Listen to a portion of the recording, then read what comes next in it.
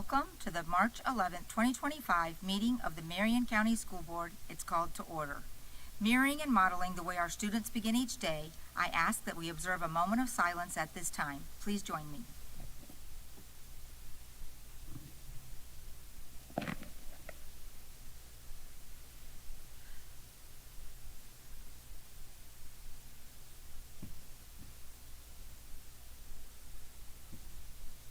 Thank you. Reverend Cummings, would you please read the board commitment statement? Yes, ma'am, Madam Chair. We are the Marion County School District Leadership Team. When we come together to work, we are efficient, effective, and productive. Our three most important characteristics are dedicated, transparent, and individually responsible. To work well together, we must demonstrate respect, confront reality, and be accountable. We'll always put students first. We will leave a legacy of success. Thank you. For the courtesy of those listening to the meeting, I am requesting everyone in the audience to please turn off their electronic devices or put them on vibrate. Later in the meeting, up to 30 minutes will be provided for individuals to address the board on matters concerning the operation of the Marion County school system or the school board only. Presentations to the board are limited to 5 minutes and are televised. If you wish to address the board regarding a regular agenda item or matters on which the board customarily takes action, you must first complete a peach form that is located in the lobby. If you wish to address the board regarding a public hearing or a student discipline matter, please complete a lime green form. These forms must be fully completed and received by the board to the board clerk no later than 5:40 p.m. The procedures applicable for each are on separate sheets. Good evening, Ms. Martinez. Can you please call the roll? Good evening. Dr. Allison Campbell, District 1. Here. Mrs. Lori Conrad, District 2. Here. Mr. Eric Cummings, District 3. Here. Mrs. Nancy Thrower, District 4. Here. Dr. Sarah James, District 5. Here. Chloe Kostowicz, Forest High School. Carson Switzer, North Marion High School. Here. Dr. Diane Gullett, Superintendent. Here. Mr. Jeremy Powers, School Board Attorney. Here. Thank you, Ms. Martinez. Dr. Gullett, please share information about who will be inspiring us this evening and leading in our pledge.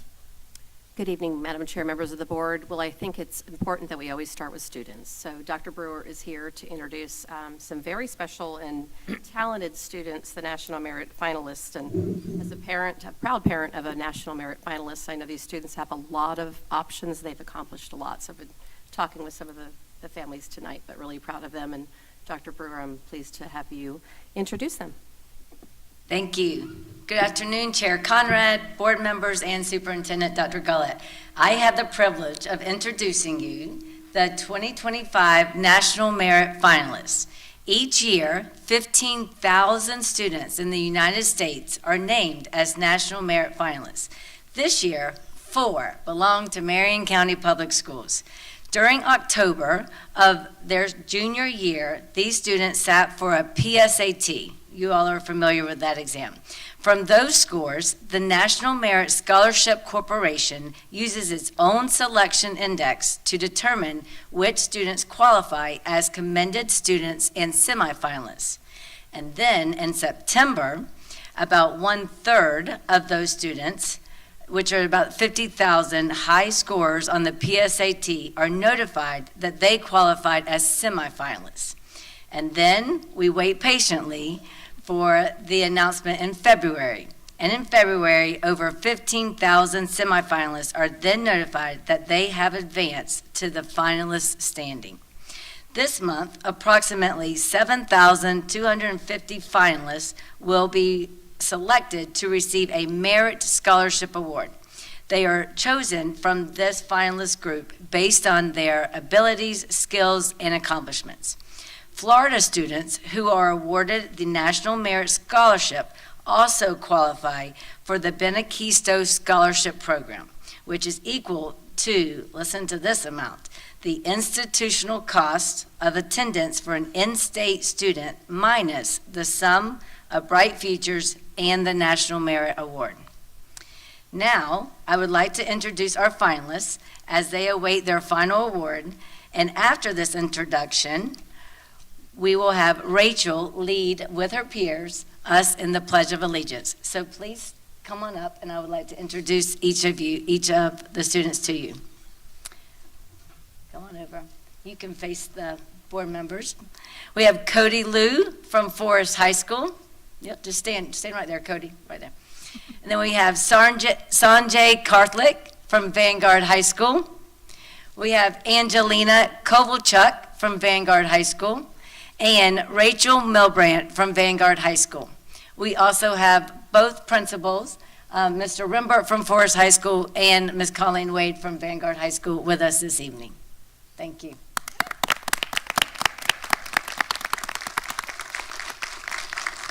I just quickly want to say we are so proud of you and excited as they go into this final phase, correct? Okay, and what is the timeline on that? Do we know?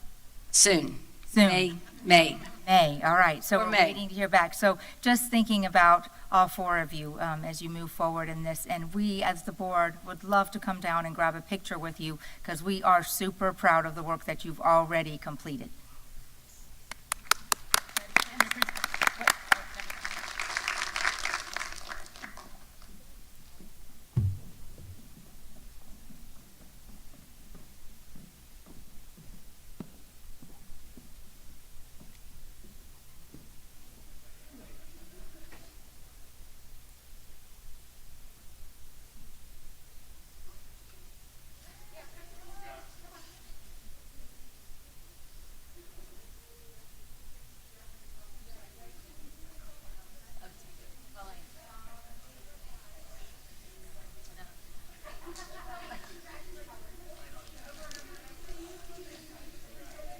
Ms. Martinez. Any speakers?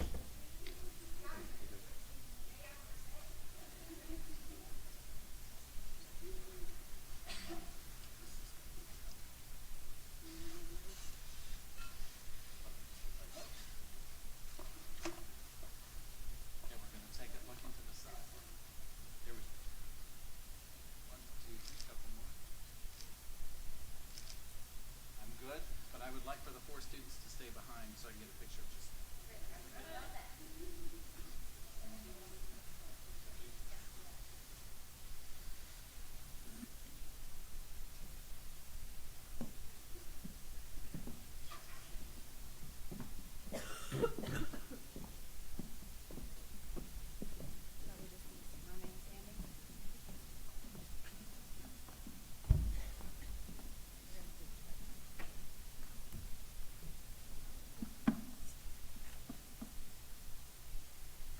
Please stand for the Pledge of Allegiance.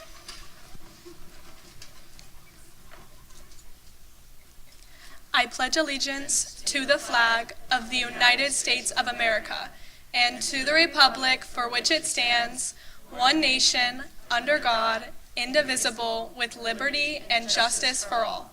Thank you.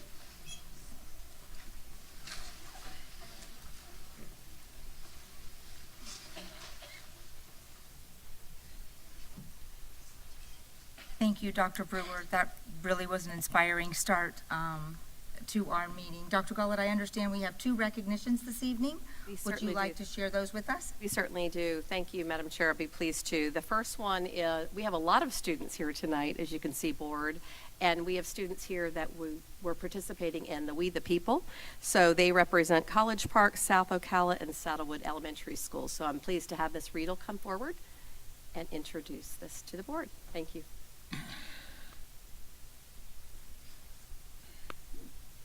Good afternoon, Board Chair Conrad, Dr. Gullett, and board members. We the People is a nationally acclaimed curriculum that helps students discover the relevance of the Constitution of the United States and our Bill of Rights. Participating in this opportunity helps students to build confidence, practice public speaking, and teaches them how to respectfully debate critical issues. At this time, I would like to introduce Dr. Elisay, Principal of South Ocala Elementary, and Mrs. Miller, Assistant Principal at South Ocala Elementary, who will be recognizing the very special students who will have an opportunity to participate in We the People this year.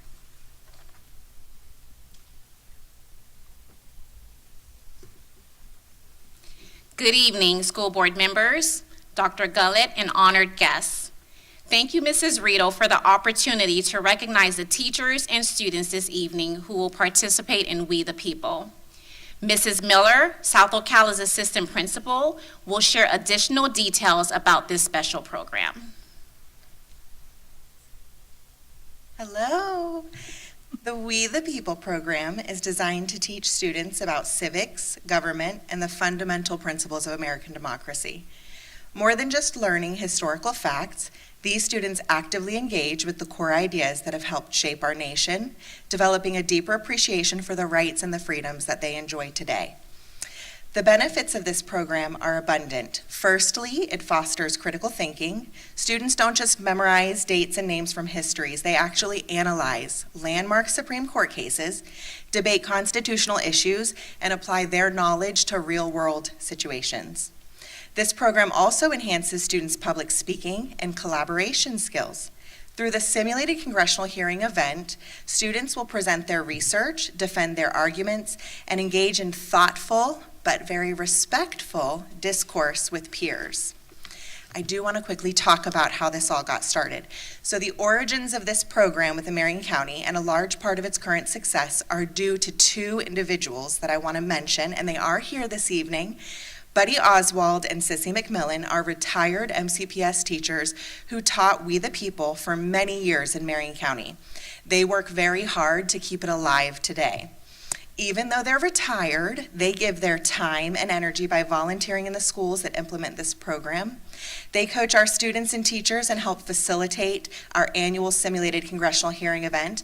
I also want to mention that they are both Golden Apple teachers. Sissy was awarded her Teacher of the Year Apple the very first year that Marion County had the Golden Apple Academy.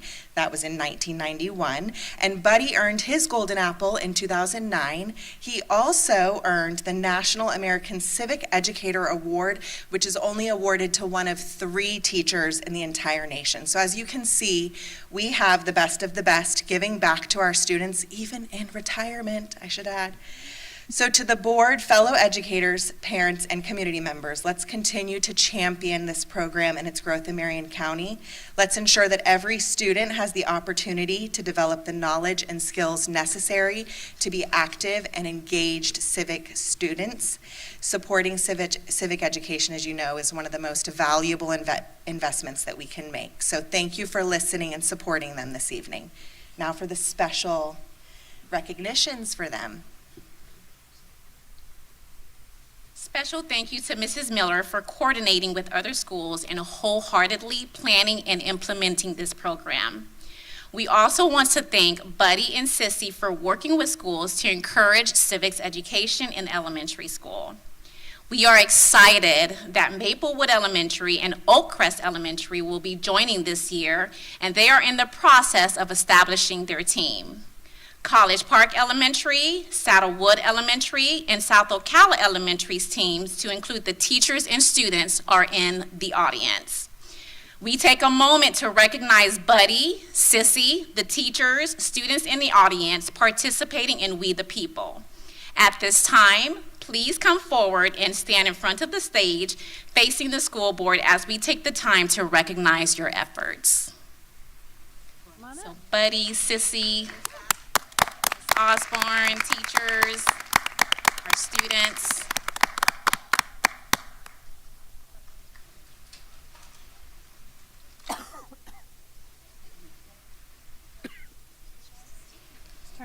Turn around and face the school board.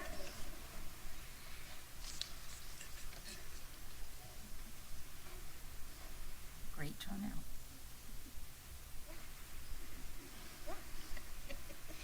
Thank you for your dedication to civics education. Thank you for working so hard, and we are looking forward to an amazing We the People experience on May 22nd. I just want to say very quickly, I believe every board member that's up here has participated in some fashion with the program We the People. And I'm only going to speak for myself. I'm not going to speak for my fellow board members, but it was really an eye-opening experience, and I want to applaud you all for the work that you do to prepare for your activities in We the People. I had the opportunity to speak with a couple of you before our school board meeting started, but I also want to say a big thank you to the parents in the audience. If you are a parent, would you please stand up?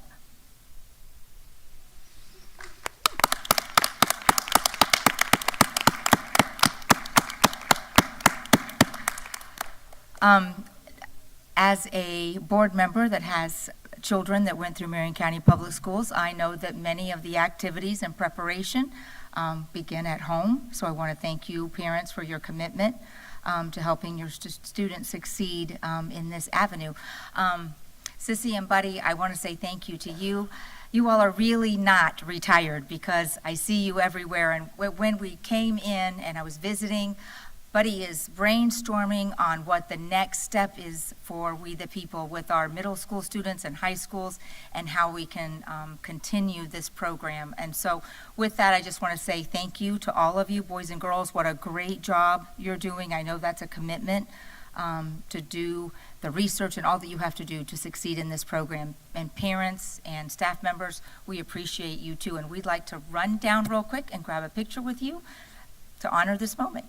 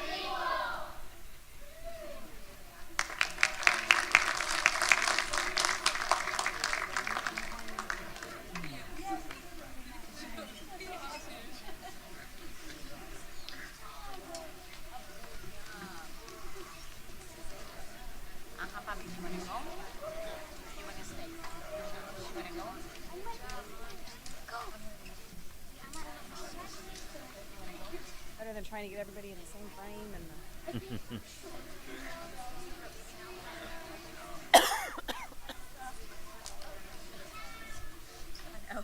I know. Miss Nancy. She's coming.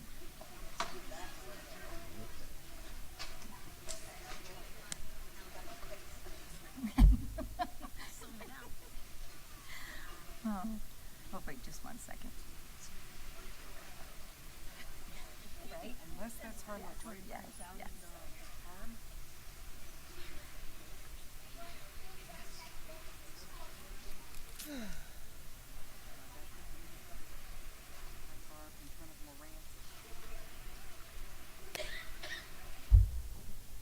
Okay, thank you. Dr. Gullett, would you like to introduce our second recognition? Certainly, thank you, Madam Chair. So I'm pleased to introduce Dr. Varner, who's coming forward to introduce the Ocala Marion County Association of Realtors tonight. Thank you.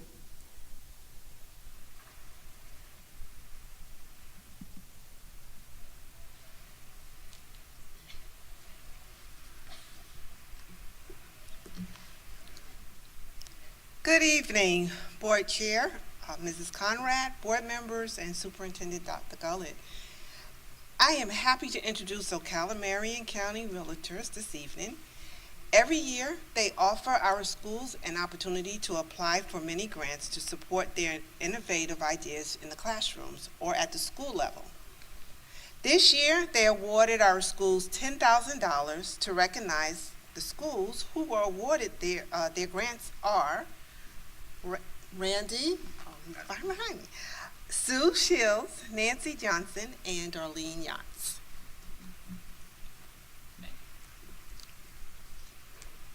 Thank you, Dr. Varner. Thank you, Doctor. Good evening, Randy. Everyone's stealing my thunder here tonight. So when Kevin walked up to us on the front porch out there, because I usually open this up by saying how many years we've been doing this. Kevin walks up, it's like, what is this, Randy, your 87th year doing this? So I'm not going to use that line this time, Kevin. But we have been doing this since 2004. And we started out in 2004 with $1,000 to offer across the county and all the teachers. We quickly upgraded that to 3,000, then 6,000, and now we've been at 10,000 for the last few years. So I'm happy to do that. We do have with us tonight Nancy Johnson, our chair, and I don't know why everybody else decided not to come up, but they should be up here. We have Jeannie Ritt, Carolyn Torrey, Antoinette Jarrett, Kyle Morrison, and Darlene Yance, our OMCAR CEO. So we appreciate everyone coming tonight. Again, like I said, this is our 21st year. We hope to be doing this many more years. Maybe one year I will not have to do the presentation. But until then, Kevin, I'm here. Next year will be the 93rd year if you want to bump it up a little bit. So, but we are here. But we did things a little bit different this year. We broke down the grants. We offered them in $250, $500, $750, and $1,000 grants, so no one person could ask for the whole amount, and believe it or not, we've had that happen before. So we broke it up a little bit. It seemed to work well, and we're always constantly trying to improve on the grant program that we offer the teachers of Marion County. So what Nancy and I would like to do is just read through real quick. I've got to throw out there one thing too. When Buddy came up here, so Buddy and I serve in Kiwanis together. I had the honor of being the president of the Kiwanis Club Locale this year. I thought Buddy, that's all he did was Kiwanis Club. So now it's just amazing to me how engaged our community is, and it's just, it makes me very happy to see things like that. So I'm going to start by reading the teacher and the school and the teacher, and hopefully they're all here and we can come up and get a big picture. So from St. Weirsdale Elementary, we have Miss Brittany Fitch. South Ocala Elementary, Jessica Day, and these are $250 grant winners. From Ward Highlands Elementary, we have Julie Smith. Westport High, Stephen Kovrig. Lake Weir High, Amal Hanna.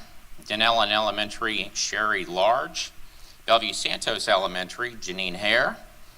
Hillcrest School, Rachel Van Buskirk. Sunrise Elementary, Rebecca Rose. North Marion Middle, Dylan Jones. Hillcrest School, Beth Fowler. Hillcrest School, Shernetta Welcome. And Ocala Springs Elementary, Laura Merritt. And Nancy will take over from there. Okay, at Liberty Middle was Colleen Talton. Hillcrest School was Michaeletta Collins. Westport High is Chris Wiseman. Osceola Middle is Ashley Grimes. Lake Weir High is Margaret Carey. And for the 750 grants, we have Meredith Waller from Hillcrest School, Everett Nelson from Bellevue Santos Elementary, and Elena Manubens from Hillcrest School. Then we have two $1,000 grants, and that was from Osceola Middle, Emily Carva, and Forest High School, Amanda Shine Corbin. Congratulations.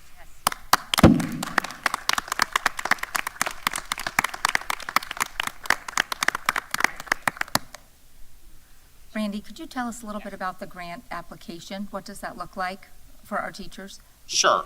So what, and again, who's in charge of that? The grant application, we want it for durable use, so it's an ongoing project that can be used year after year. Now, again, sometimes we get grant applications. I know a couple of years ago we did awarded a grant for a play production at Lake Weir High School. So again, we kind of shake up the criteria, but most of the time we're looking for durable goods that will last, have some longevity in the classroom, and we also look at the number of students it's serving as well. Again, 5 students are just as important as 500 students. We know that. So and again, I applaud everyone that wrote them because they're really well-crafted grant applications, and it's actually very difficult for us. And these folks that are standing here behind me that sit in there going over all those grant applications, we hate saying no to anyone. And most of the time it's just on a tiny little technicality or something because we'd love to be able to give everybody that requests one. So, but we've been doing it for 21 years, and we look forward to continuing. Well, Randy, I just want to say thank you. We see in education, you see a lot of programs come and go. They cycle in and out, and so we just really appreciate your continued support of our educators, which directly supports our students. So thank you for your commitment. I did run into your daughter the other day at Forest High School, but we appreciate you supporting so many of our students here in Marion County. And teachers, I want to say, I'm just grateful. I know every minute of your day is slammed.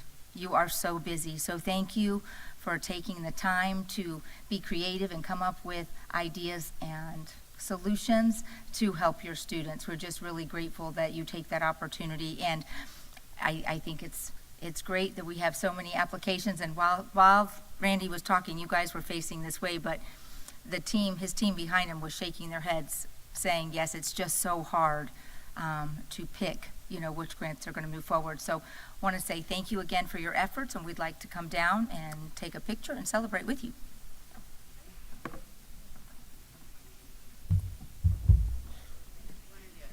Get Kevin's attention. Okay.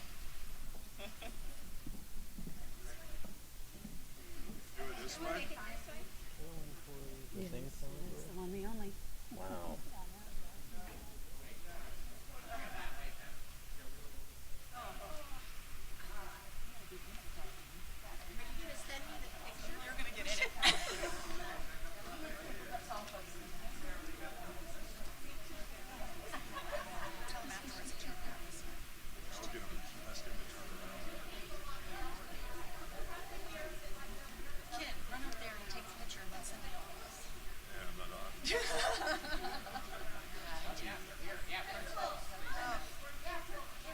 We wanted to take a picture. We were wanting to take a picture of the group.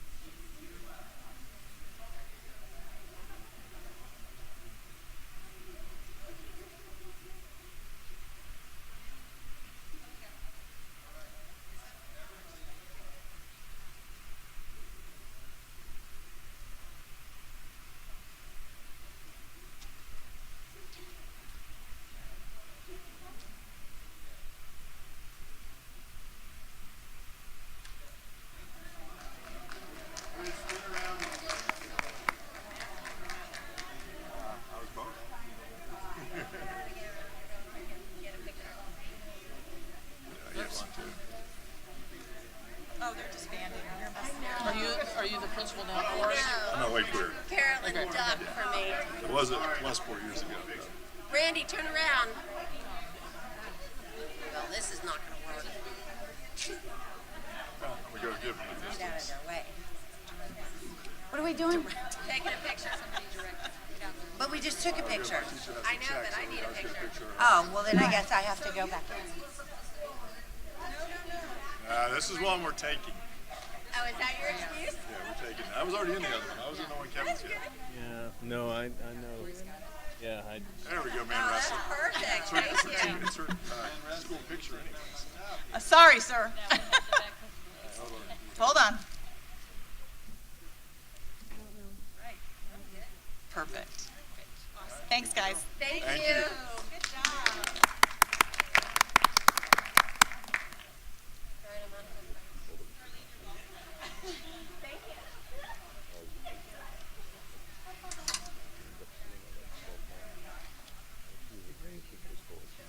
Oh, bless America. I love that certificate. Yes.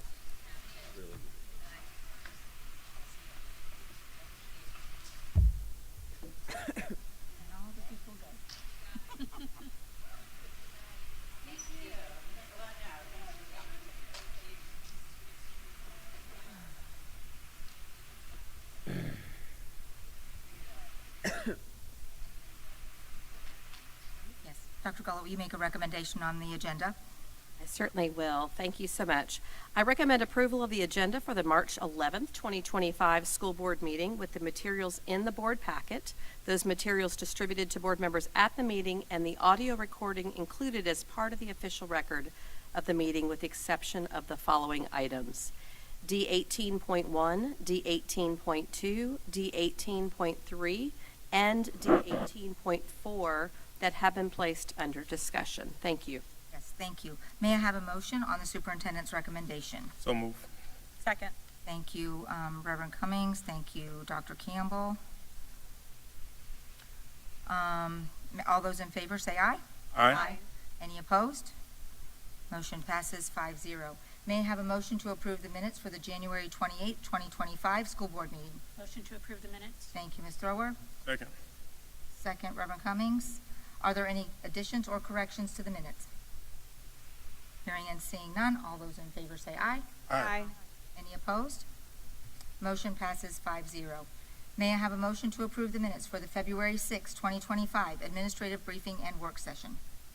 Motion to approve. Thank you, Dr. Campbell. Second.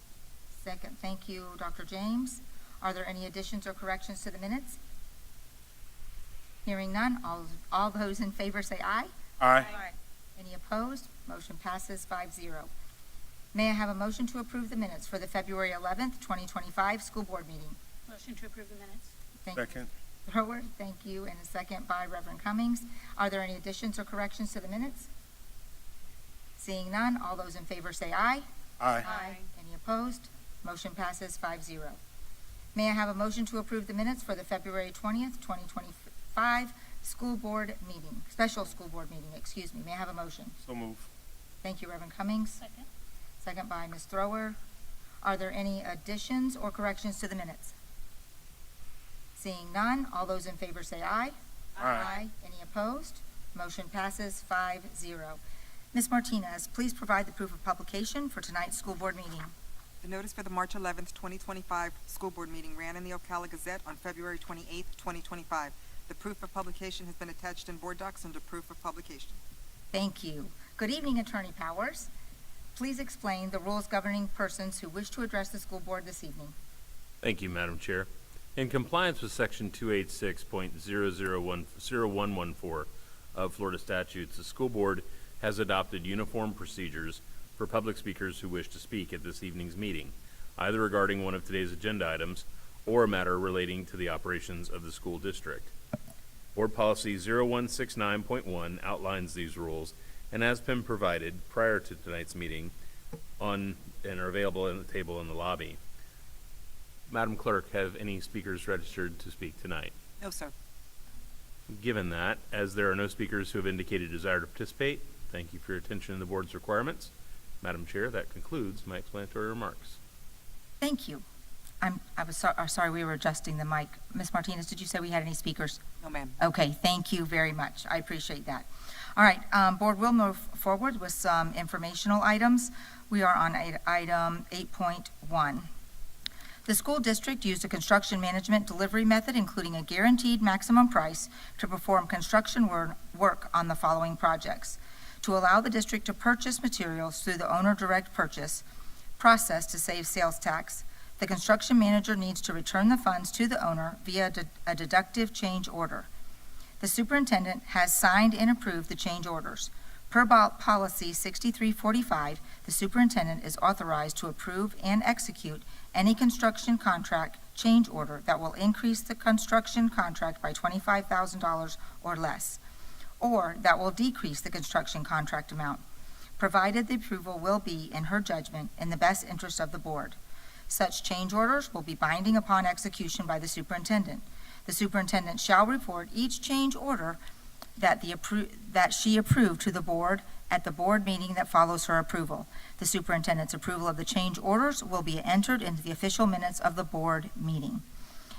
Item 8.1. Amendment number 3 to the construction manager contract, guaranteed maximum price for labor and materials consisting of interior construction related to the construction of new elementary school X, change order number 10, amendment number 3, project 24-102. This purchase will allow the district to save approximately $10,415.87 in sales tax. Item 8.2. Construction of new aviation and diesel auto mechanic program building at Marion Technical College. Change order number 2, work authorization number 13, project 24-110. This purchase will allow the district to save approximately $20,891.61 in sales tax. The total sales tax savings of $31,307.56. The school district used a construction management delivery method, including a guaranteed maximum price, to perform construction work on the following projects. There were unused funds on the projects. Since the projects were delivered using a construction management delivery with a GMP format, unused dollars, regardless of the item, are returned to the owner. The unspent monies will be returned to the owner via change order, which will close the financial books on these projects. The superintendent has signed and approved the change order.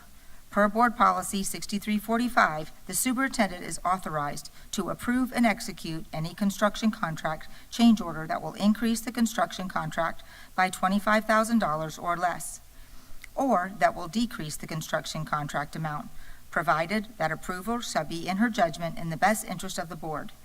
Such change orders shall be binding upon execution by the superintendent. The superintendent shall report each change order that she approves to the board at the board meeting that follows her approval. The superintendent's approval of the change orders shall be entered into the official minutes of the board meeting. Item 8.3, guaranteed maximum price for primary conduits at new elementary school X, change order number 1, work authorization 9, project 24-102. Unused funds were in the amount of $15,124.20. Item 8.4, new fire line, technical service building, change order number 1, work authorization number 38, project 23-129. The unused funds were in the amount of $31,404.28. Item 8.5, replacement of technical service building, phase 1, metal building procurement, change order number 1, work authorization number 34, project 23-129, unused funds in the amount of $5,928.88. The total unused funds are $52,457.36. Board, this concludes the informational items for today's meeting. We are now going to move on to consent agenda items. May I have a motion to approve consent agenda items C10.1 through C15.1, with the exception of items D18.1, D18.2, D18.3, and D18.4 that have been placed under discussion regular agenda items or discussion pulled agenda items. May I have a motion? So moved. Thank you, Reverend Cummings. May I have a second? Second. Thank you, Dr. James. All those in favor say aye. Aye. Any opposed? Motion passes 5-0. Before addressing expulsion matters, I wish to acknowledge that board members have received the alternative placement list for students through February 7th, 2025. Ms. Martinez, are there any parents who have submitted a timely request to speak on their child's disciplinary matter? No, Madam Chair. Thank you, Ms. Martinez. May I have a motion to approve the expulsion of student JD 25-179E, JD 25-180, JD 25-181E, JD 25-182E, JD 25-183, JD 25-184, JD 25-186E, JD 25-190, JD 25-195, JD 25-211, JD 25-212, for the remainder of the 2024-2025 school year and the first, second, and third quarters of the 2025-2026 school year. May I have a motion? Motion to approve. Thank you, Dr. James. May I have a second? Second. Thank you, Dr. Campbell. All those in favor, say aye. Aye. Any opposed? Motion passes 5-0. May I have a motion to approve the expulsion of student JD 25-185E, JD 25-189, with off-campus virtual learning for the remainder of the 2024-2025 school year and the first, second, and third quarters of the 2025-2026 school year. May I have a motion? Motion to approve. Thank you, Dr. Campbell. May I have a second? Second. Thank you, Dr. James. All those in favor say aye. Aye. Any opposed? Motion passes 5-0. May I have a motion to approve bid 4114GM district-wide wireless access point replacement project. May I have a motion? Motion to approve. Thank you, Ms. Thrower. May I have a second? Second. Thank you, Dr. Campbell. Dr. Gullett, I believe you have information to share with us regarding this item. I do. Thank you, Madam Chair. Board, this request is $650,000. Mr. Benvenuti is going to come forward, but essentially we are asking for support in addressing our aging wireless access points, which actually will be at 41 schools. So Mr. Benvenuti will provide additional details. Thank you. Thank you. Good evening, Board Chair Conrad, board members, and Superintendent Dr. Gullett. Tonight, I'd like to bring forward an important item that will enhance the technology infrastructure in our schools. Through the federal E-rate program, we're leveraging funding to replace 2,390 aging wireless access points across 41 schools in our district. This competitive bid includes both the equipment and labor necessary to ensure seamless upgrade, providing our students and staff with improved connectivity and a more reliable digital learning environment. For those who may not be familiar with the E-rate program, it's a federal initiative administered by the FCC that provides discounts to schools and libraries for essential telecommunications and internet services. This program helps to ensure that students have access to the technology they need for learning by offsetting the costs associated with network infrastructure upgrades. By strategically utilizing these funds, we can make necessary improvements while reducing financial burden on the district. It's important to note that this project specifically excludes high schools, as we already have an ongoing initiative to upgrade those locations using other funding sources. By carefully planning our technological investments, we ensure that all schools receive the necessary upgrades most cost effectively. This investment and other previously approved initiatives, such as the network switch project, which you previously approved, will modernize our entire network infrastructure in the district with the latest technology. This ensures our ability to provide innovative solutions, enhance high-quality digital learning experiences, and bolster our network security for both our students and staff. Thank you for your support. I'm here if you have any questions. Mr. Benvenuti, I want to thank you. I know when you came on board, we were at a deficit with some of our technology throughout the district. And so I just want to thank you for your continued commitment to make Marion County better and more up to date. And so thank you for that, for your commitment. Board, are there any comments or concerns? Okay. With that, all those in favor say aye. Aye. Any opposed? Motion passes 5-0. Thank you, Mr. Benvenuti. May I have a motion to approve guaranteed maximum price for the renovations of the covered walkways at Howard Middle School Project 24-121? May I have a motion? Thank you, Reverend Cummings. May I have a second? Second. Thank you, Ms. Thrower. Dr. Gullett, I believe you have some information regarding this item. You and I were both able to see the need for this last night as we walked to the cafeteria at Howard and saw a lot of the issues that they're having. So I'll turn it over to you. Thank you, Madam Chair. Yes, and I think we chuckled about, not really chuckled, but commented on how it was one of my first school visits when I came to Marion County and took pictures. I still have my phone saying, there's work to be done.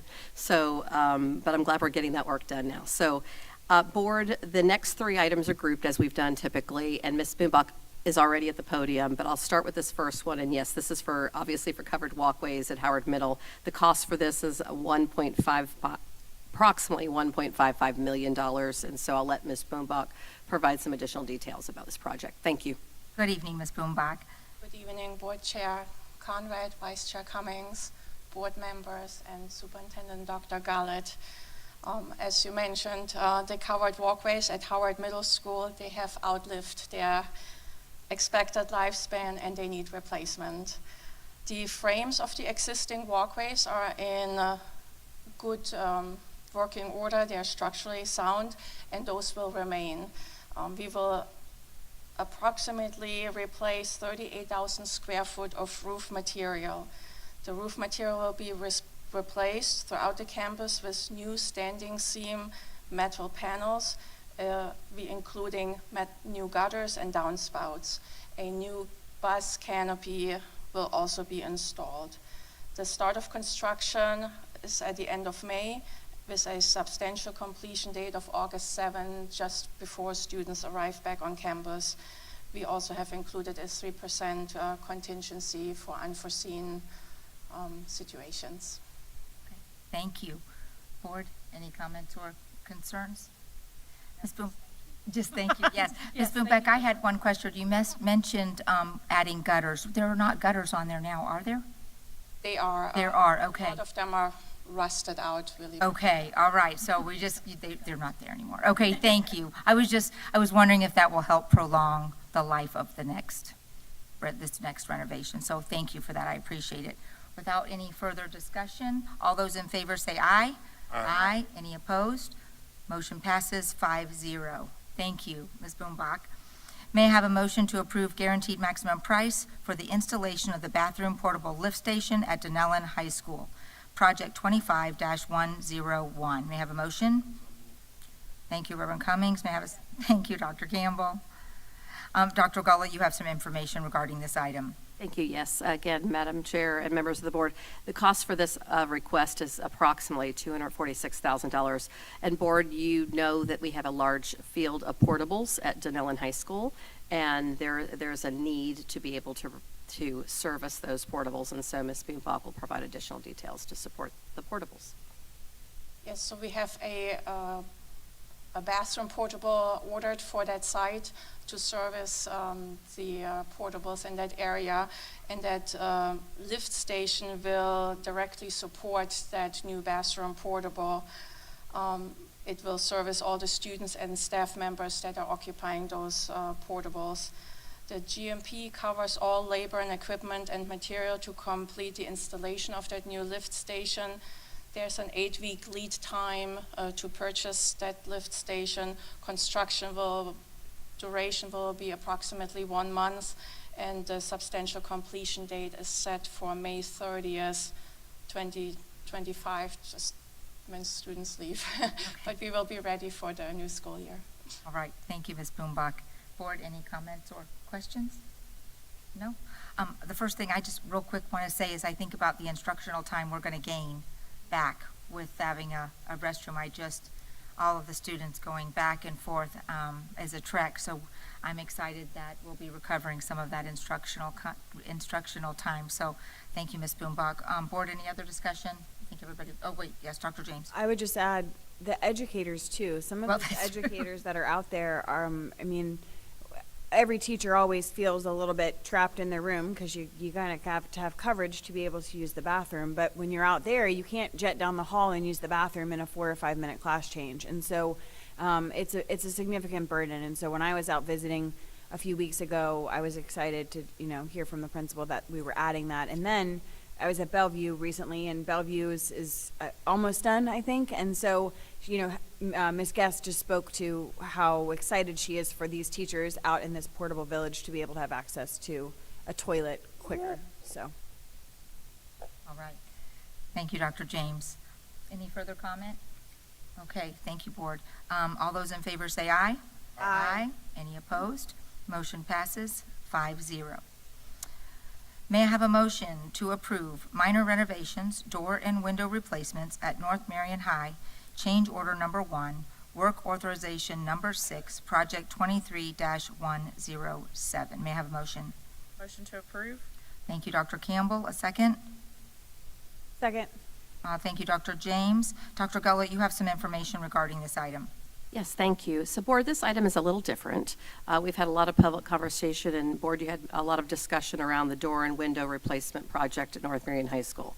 So what we have received is a proposal to address consideration for some correction to the project and how it went. So this pertains to a courtyard enhancement. I can tell you that Principal Matt Johnson was involved in this, and this is what he suggested he would like to see to enhance North Marion High School, which is what the board had declared that they would have some interest in hearing what they would come up with, what the company would come up with.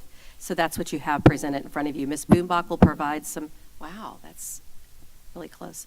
Ms. Boombox here to provide some additional details. And on behalf of Principal Johnson, Mr. Stapira is here also in case you have additional questions on behalf of the school. Thank you. Thank you.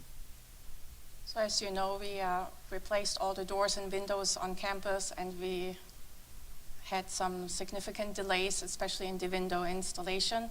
We finally have substantial completion reached on January 23rd. Substantial completion was issued. This was a 146-day delay. If we look at the liquidated damages for $1,000 a day, we would have looked at $146,000. Instead of liquidated damages, the contractor has asked, and we have discussed this in one of the board meetings on September 10th, to provide you with a project that might benefit the students instead. And this project was coordinated with the school.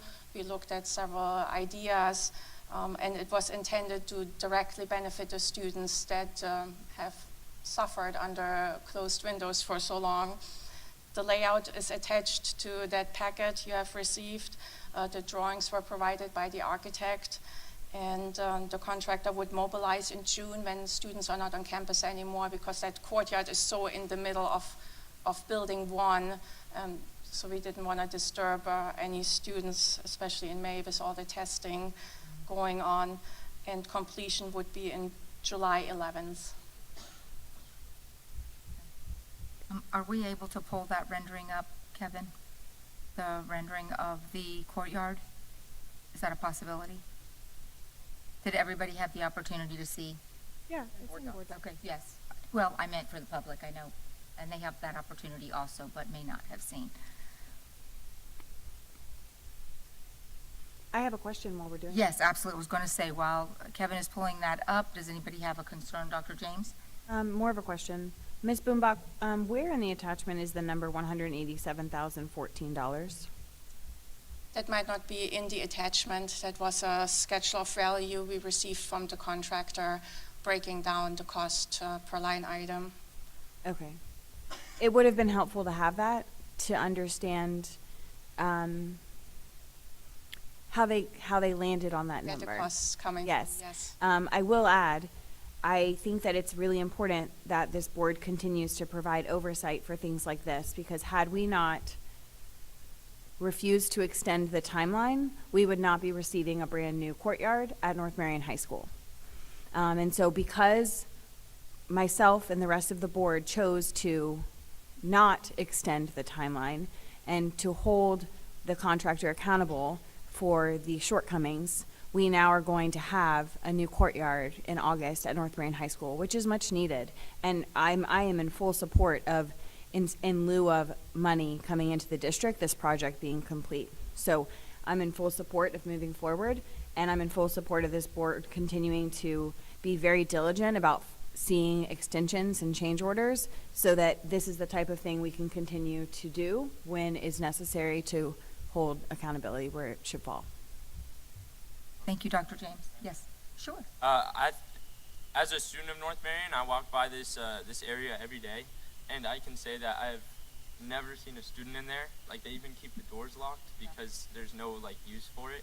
And so I think this is a very efficient and practical way to kind of use the money that we could gain from something else and put it into something to help the students enjoy their time more, and even give them some shaded area to sit down outside. So I really enjoy the idea, and a little sad it won't be there when I'm there.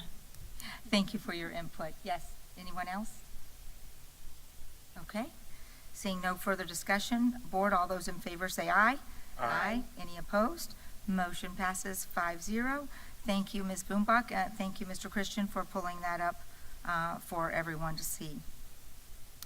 Board, there's an administrative briefing and work session on March 13th, 2025 at 9 a.m. The next school board meeting is scheduled for March 25th, 2025 at 5:30 p.m. And with that, we are going to go into board comments, and with that, I'm going to take a brief point of privilege. I just wanted to take a moment to acknowledge Dr. Gullett. She submitted her letter of resignation yesterday afternoon. It will be effective July 11th.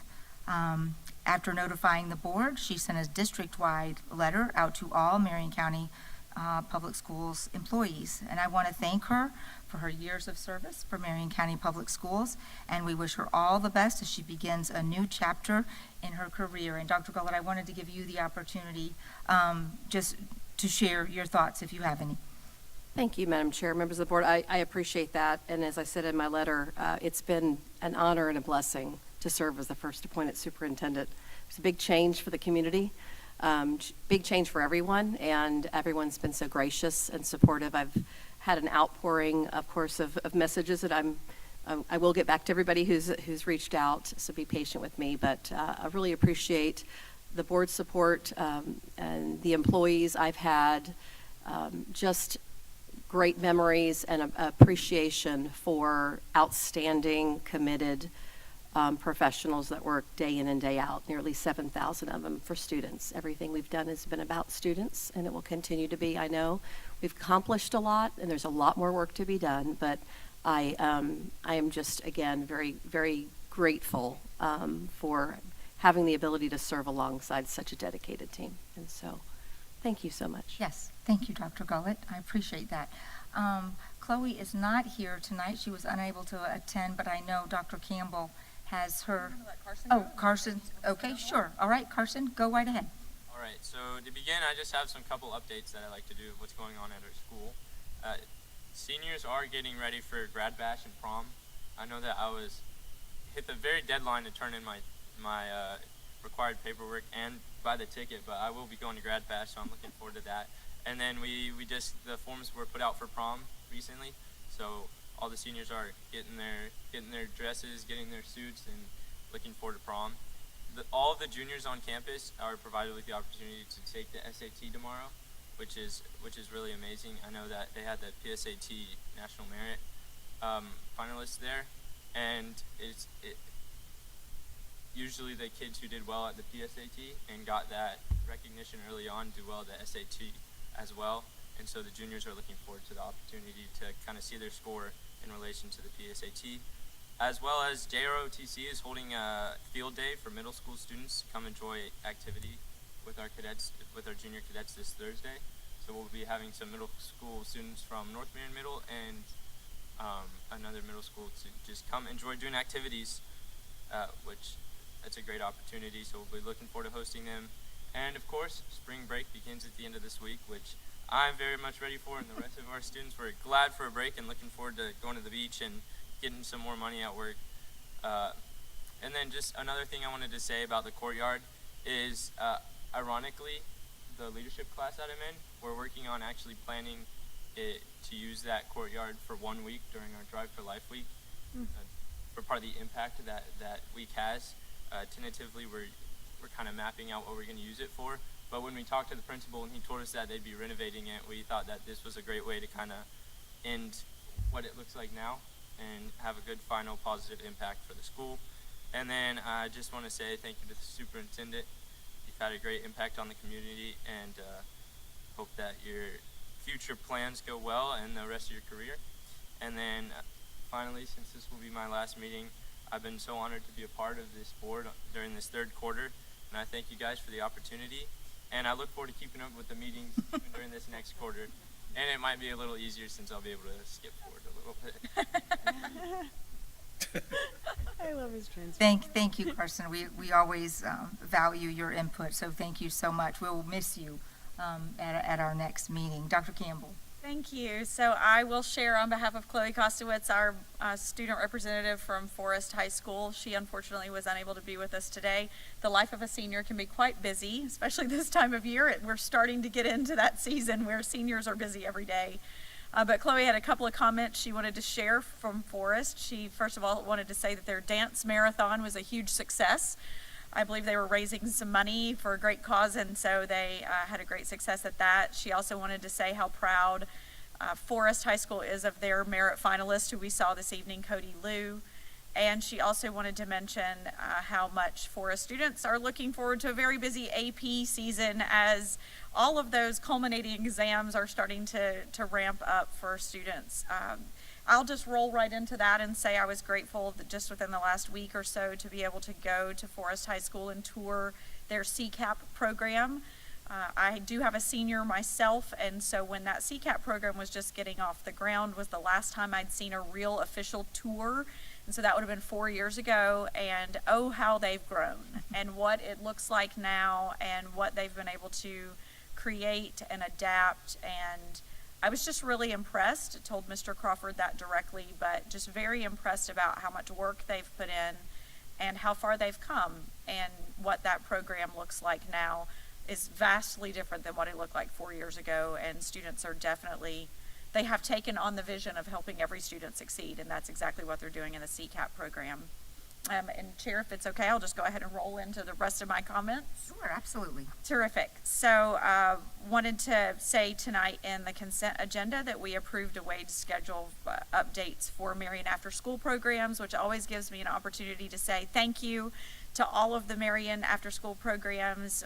We used to always call it extended day, but those employees are valuable to student learning every day. It really is just extended time of learning. It's not just playtime or something like that. It's not daycare, it's not babysitting, it's extended learning. And those instructors that are working with Marion after school programs deserve a lot of accolades, and I love to give that every chance I can. And so thank you to those folks.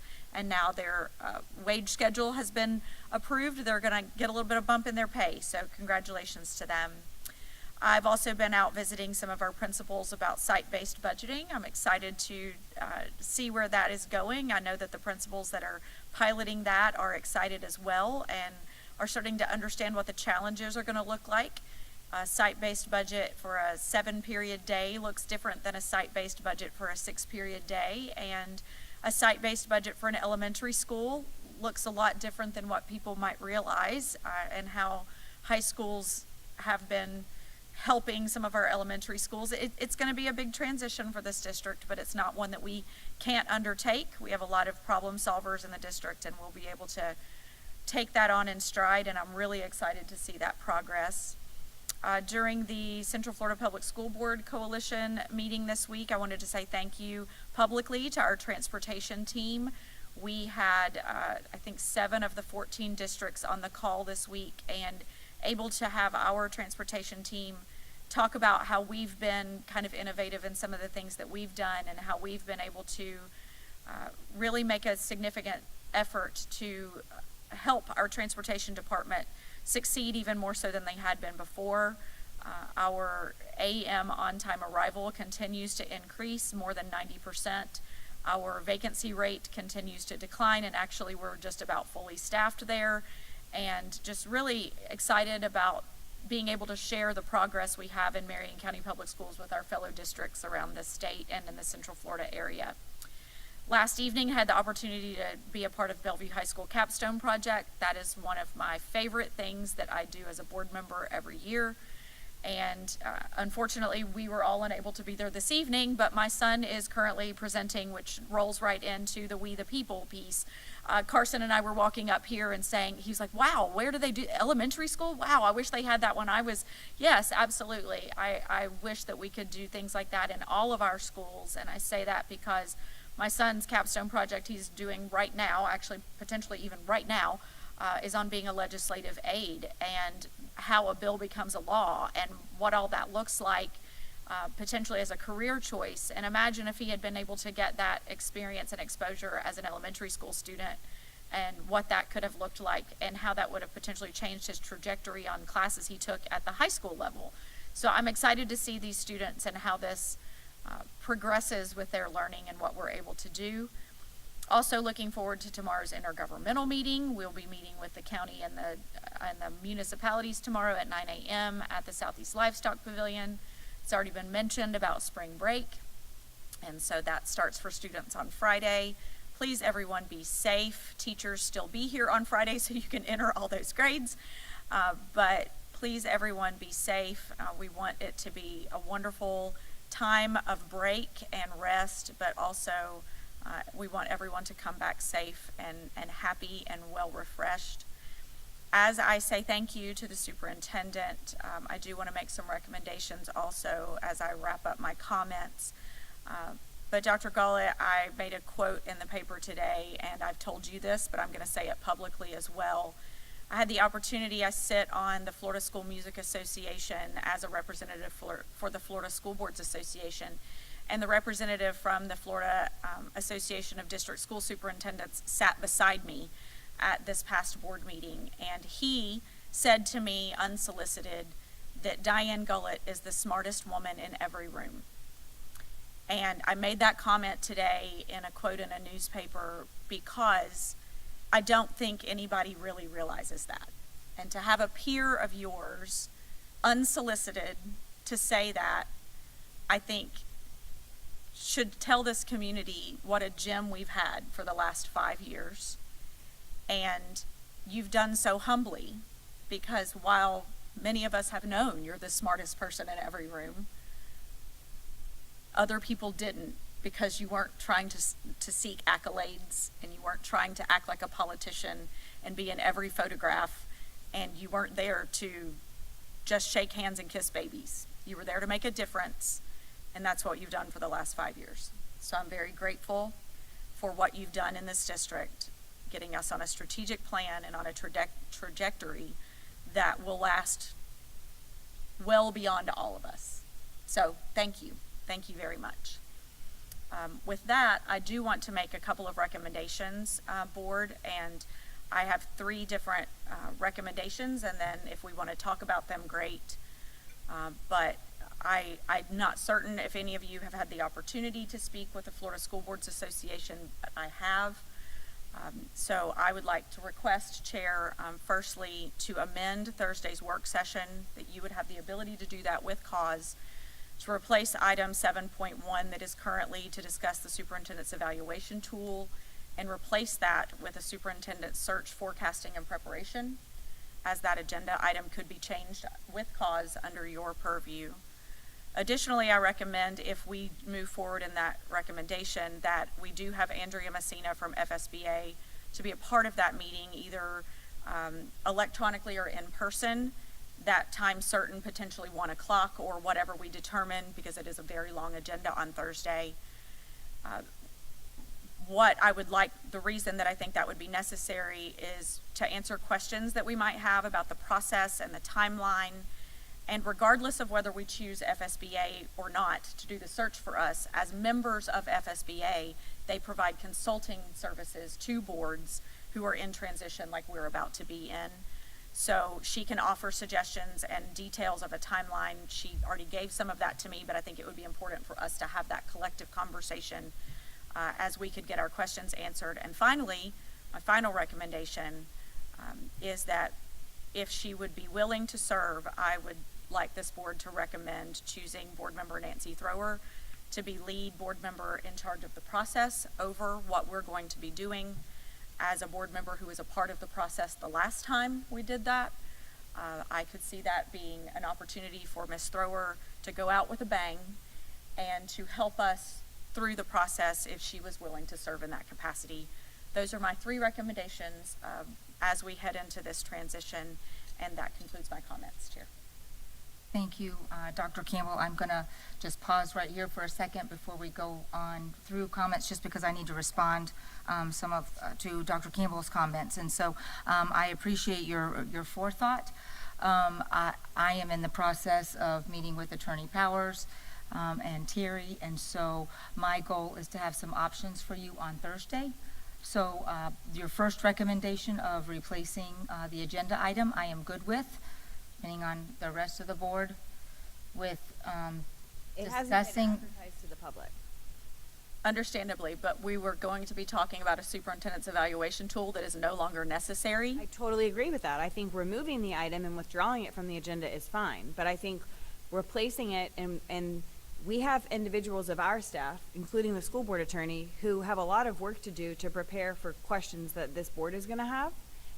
And I do not think that it is appropriate to not give proper notice to the community. Yes, we can. What we can do and what we should do are always 2 different things for me. And I've steadfast felt this same way about changing agendas that are already published. But this is, I mean, we're talking 36 hours notice. And so I don't feel comfortable with changing the agenda item, personally.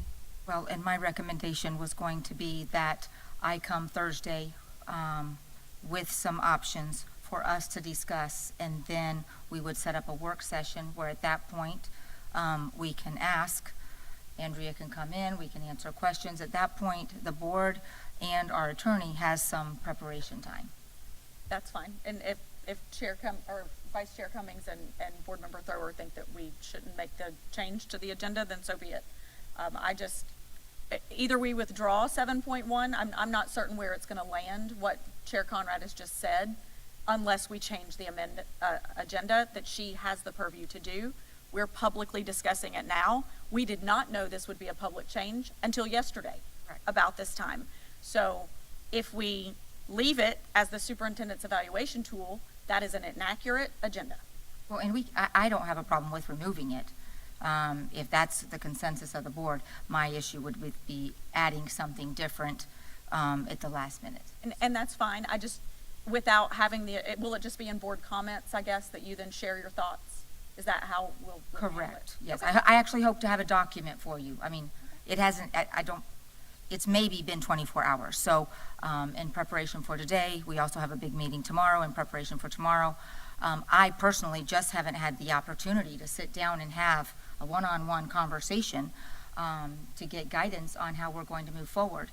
And so I would like that opportunity to have the time to do that. Reverend Cummings? I concur that we need to remove the evaluation tool from that agenda. It's no longer needed. There's no need in wasting time having a discussion about something that's moot. I could go along with us resetting and figuring out how we're going to proceed and give you the opportunity. You're the chair, so we'll take your recommendation on what you bring forth on Thursday and see where we need to go from there. I'm good with that. Thank you. Yes, Board Member Thrower. Thank you, and I see the value of all of the points, but I, in this situation, I agree that we need to give some time. I agree that 7.1 needs to be removed. Okay. And then we'll just proceed step by step. I do want to say this, Madam Chair. We're getting, a couple of us were here in this process before, and I thank Board Member Campbell for that recommendation. But I think as we move forward in this this process, we need to make sure that we're doing it together, and that we don't have any Lone Rangers going out doing anything, because I feel that taints any process, however, whatever decision, the way we go. I think we need to make sure that whatever we want individually is our own individual want, but whatever decision comes about as far as getting a superintendent will be a board decision. It won't be one person's. So we have to make sure that we do this as a board and do it the correct way. Absolutely. Thank you, Reverend Cummings. Yes. And I'll just say, thank you, Board Member Campbell, for your confidence in me, and also Board Member Cummings, for having been through it once already. Certainly look forward to participating fully and actively in whatever process we choose to take, which there's any number of processes that we can choose to take, and that we, do that very transparently and professionally, and always with what's best for our kids in mind, and just move from there. So that's what I have. Okay. Thank you. Yes, Dr. James. I'd just like to add a point of clarification. Unless we have a discussion about a meeting the week of the 24th, tonight, just having that discussion, because of publications and spring break, we will not be having then a work session until April. So my recommendation would be, on the back of what Dr. Campbell has shared, is that we pick a date the week of the 24th so that our clerk, Ms. Martinez, can publicize it tomorrow by noon with the Gazette to run run on the 14th.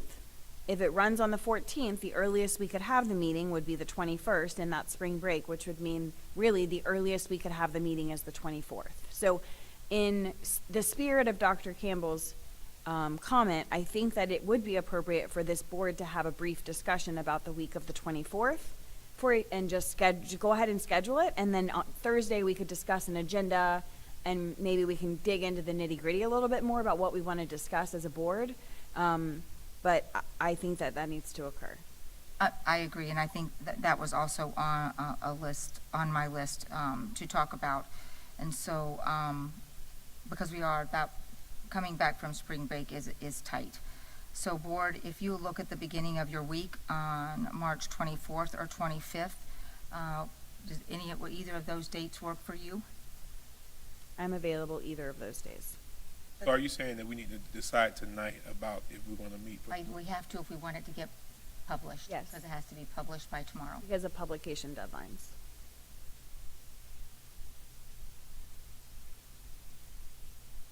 The 24th, I'm available until 11 a.m. Okay? 24th? Between 9 and 11? That's what I think. Reverend Cummings, would you be available the 24th in the morning? Yes. Okay.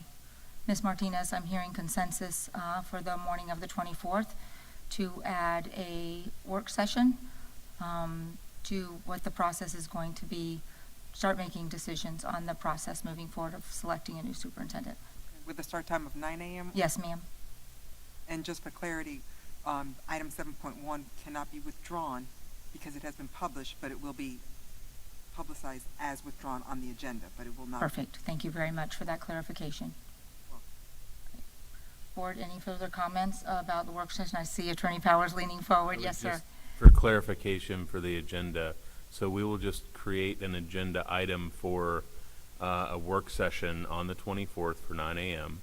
with just an opening blank that just says that we're going to use this as an opportunity for discussion of, how would we like to phrase it? Superintendent search procedures. Superintendent search procedures.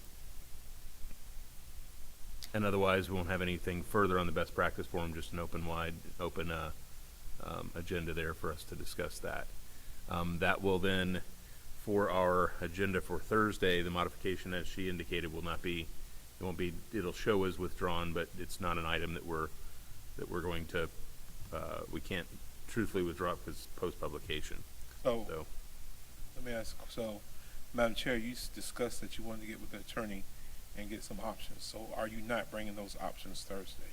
Are you holding this to the 24th? My hope is to bring them on Thursday, but I think that you may want to think about them. Like, we'll talk about them, we'll explain. I know that both of you have a lot of information that you might want to share with the board, and so my thought was that I would bring some idea, and it may be that you don't like the ideas that I bring forward, and so I just want to have the opportunity to provide you with some ideas, us to have some discussion. I have things to learn from both of you, and then we'll move forward. There'll probably questions that'll need to be answered as we move into a work session.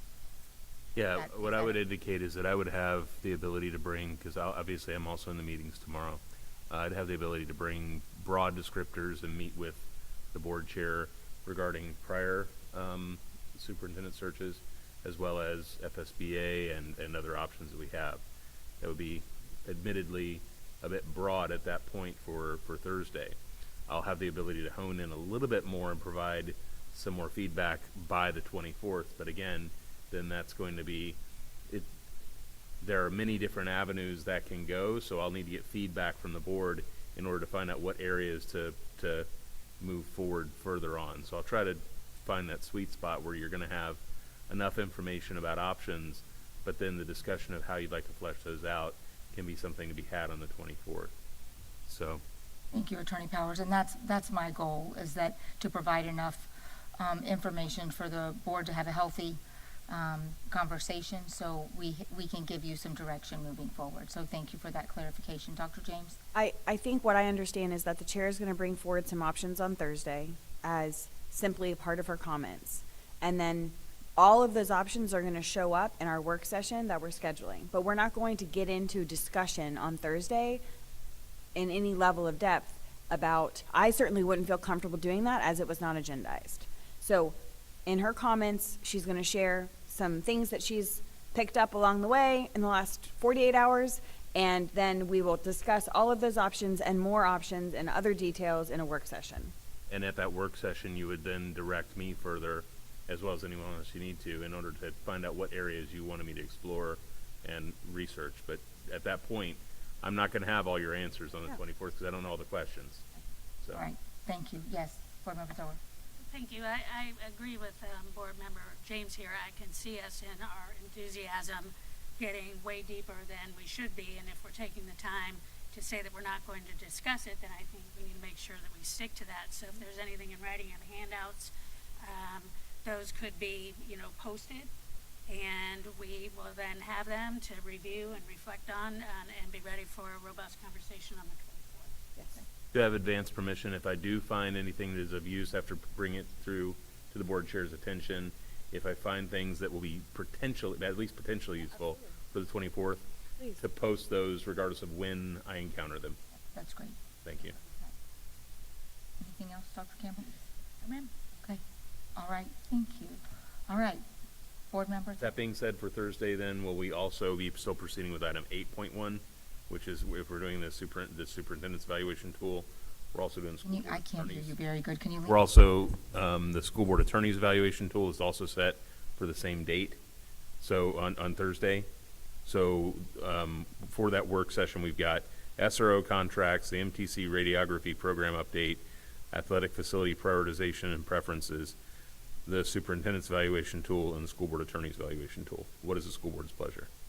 Yeah, my recommendation, I was going to wait till Thursday when we began our meeting, but my recommendation was going to be to hold off on working on your evaluation since it's not due till October, and I feel like you're going to be working on Neola updates as I talk with Terry, and we're going to have our hands full with a new task of finding a superintendent. So, Board, I don't know how you feel about that. That was just as I looked at the agenda for Thursday. It is very full, and Attorney Powers' evaluation is not due until October, so that's not, not at the top of my list. Yes, Board Member Thrower. I agree with the way things have unfolded, that it makes sense to hold off. I also haven't seen the examples of his evaluation tool uploaded yet, so the public hasn't even had a chance to see them. So I do think at this point it's a little premature with everything else we have going on. So can we just withdraw that as well? Yeah, and Board Member Thrower, I will apologize, but Ms. Morant reached out to me today about uploading those, and I just didn't feel comfortable because it's just been a crazy couple of days. And so I felt like if I personally didn't feel like I could get through all of that information, it was a lot to ask as the public facing, the transparency portion of it. So thank you for that, Grace. Yes, because I noticed it was a departure from what we've been doing. Yes. And remember Board Member Cummings years ago, they weren't on there, any supporting documents whatsoever, and we didn't even see them until that morning. So I just am glad to hear that this was an extenuating circumstance. Yes. We're going to continue with our practice. Yes. Okay. Okay. All right. Board Member Thrower, let's try again. Yeah, let's try again. Okay, I'm going to start with Dr. Gullett. 5 years ago seems like a lifetime. I think about where we were and what we were doing, and wondering if the world was coming to an end, if we were going to even have school, in its current form ever again. It was just wild. And now, here we are with tremendous things to celebrate, tremendous accomplishments made in the midst of a very challenging, environment. And so while others have been, busy talking, you've been busy working. And I couldn't be more grateful. Moving to an appointed superintendent was, I'll be honest, it was not my preference. I take my vote very seriously, and it wasn't something I was behind. So I was very grateful with the methodical approach that the board took, the time that we took, the search that we did, the community engagement that we had to land on our first appointed superintendent.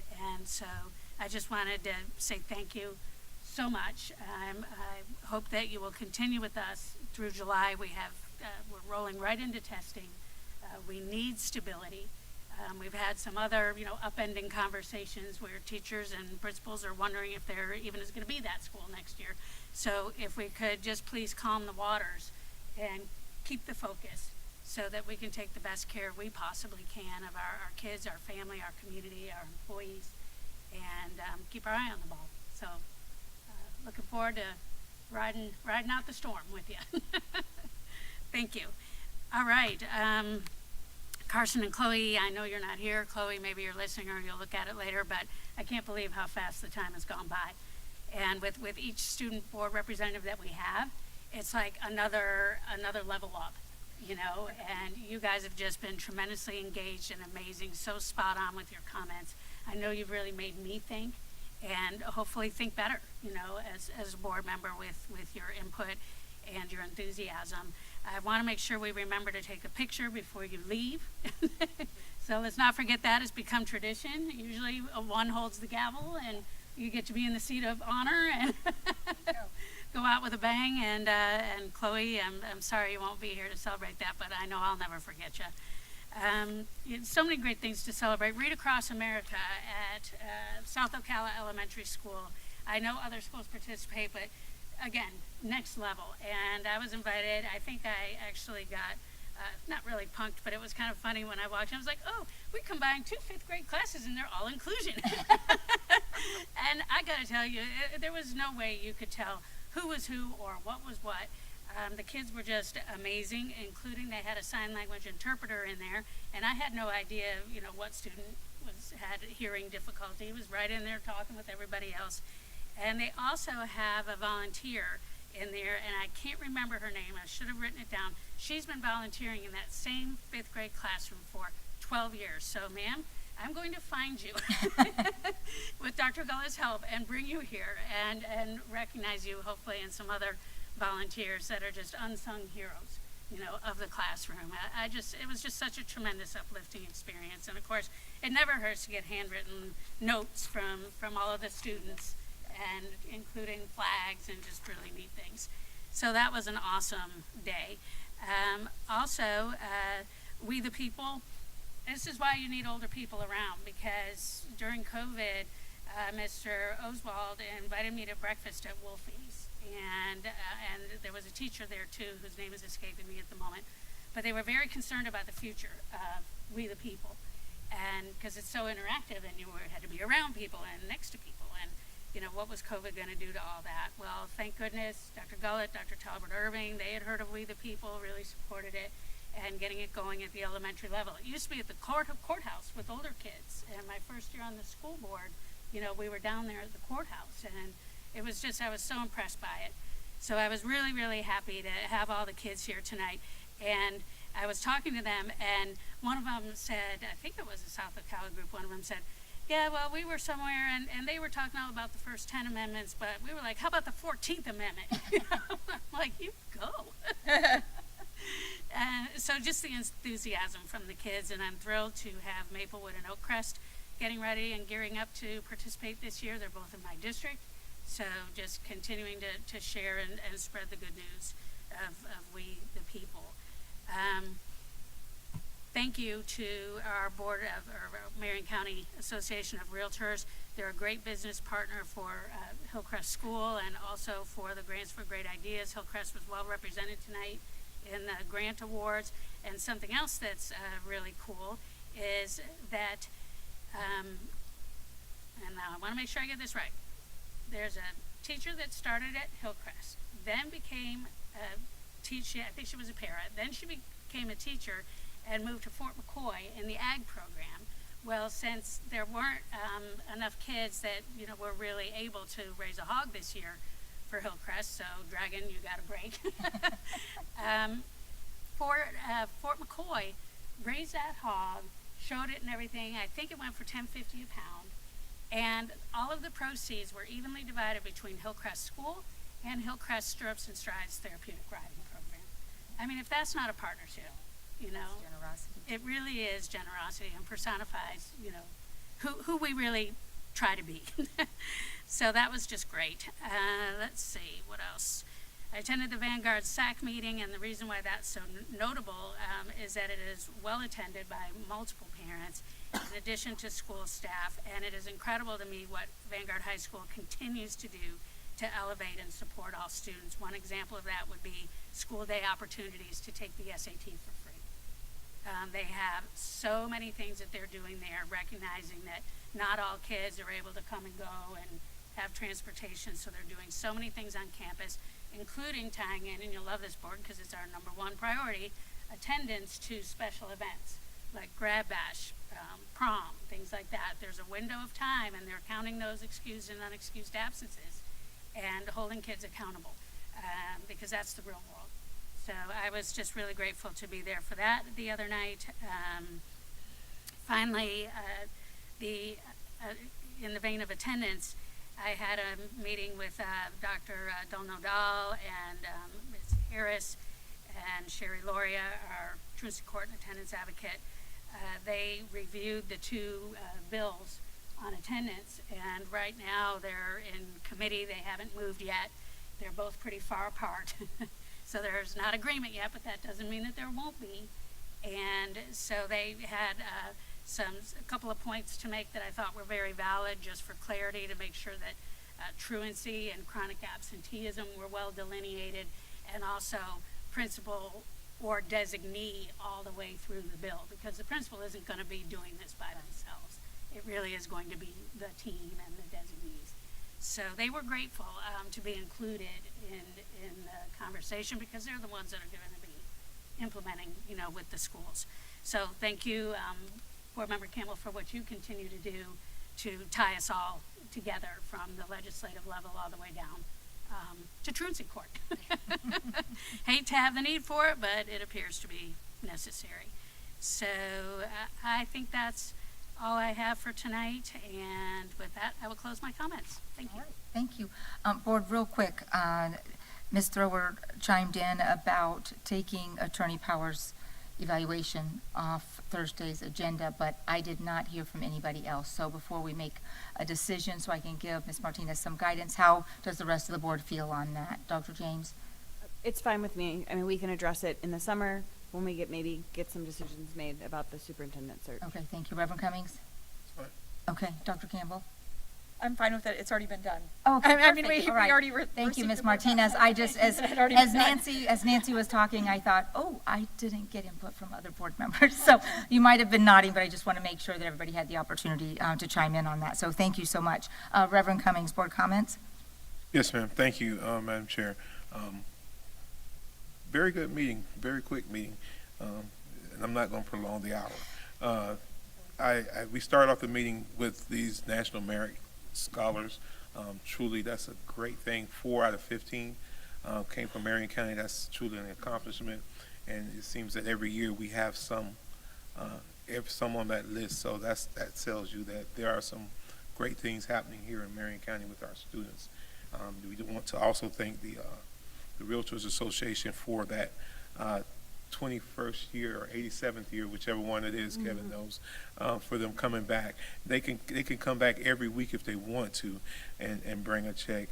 Those grants are needed in the classrooms, and I want to thank those teachers and that staff for taking the initiative to go beyond their work hours to apply for those grants and to see that there's a need, and that tells you the commitment that they want their classrooms, they want their schools to be better. And so we have some awesome staff that want things to be better in the school for their kids and for themselves. The We the People, I've had the pleasure to participate in We the People on every level, for elementary, middle, and high. That is a very, very needful program. I thank Mr. Oswald for his commitment, and they do a tremendous job, and it's engaging these kids at an early level to understand government and to understand the processes of how this country came to be, and how we move within the country. So it's very needed. I'm grateful for that program, and I hope that it continues for many, many, many more years, so that people can be engaged. I do want to go back a couple weeks. I had the pleasure to, along with Dr. Campbell and Dr. Gullett, to attend the gala, the Black History Gala, and the archives service at the College of Central Florida. And at that service, at that gala, they recognized principals and assistant principals. Truly a great night. I didn't get the chance to stay the whole time. However, I did get the opportunity to see something that I had never seen before, and that was the superintendent and Dr. Campbell doing the electric slide. I did record it. I promise you I haven't showed it to anybody.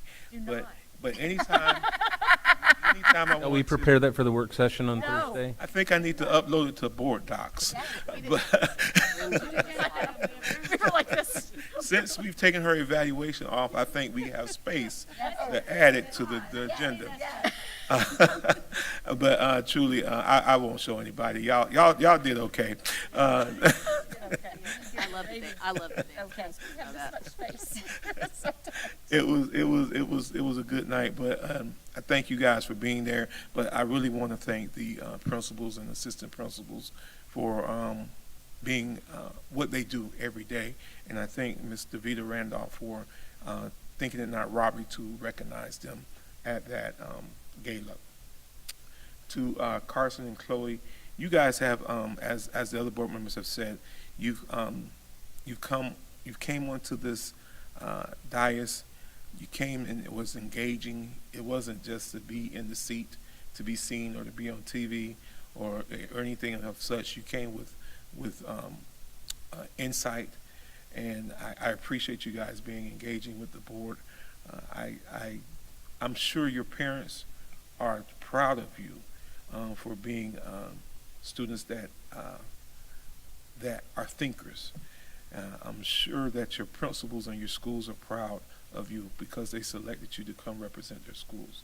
And you did very well. You represented extremely well. And your peers should be proud of you too because you're representing the class of 2025. So great job, great job, great job. I'm looking forward to see what the future holds for you.